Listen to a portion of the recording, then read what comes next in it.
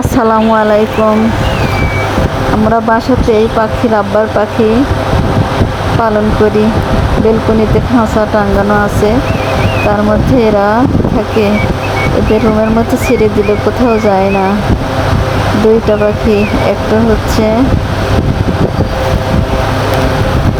নীল কালারের আর একটা সবুজ ও হলুদ কালারের।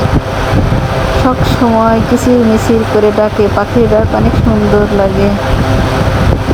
এদের খাবার থাকলে চুপচাপ থাকে, খাবার না থাকলে মনে হচ্ছে মাথায় তুলে তার খাঁচা চিল্লাপাল্লা শুরু করে দেয়।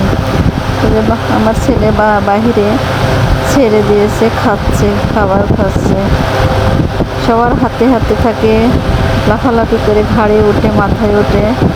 অনেক পোষ মানানো, অনেক সুন্দর পোষ মানিয়ে গেছে।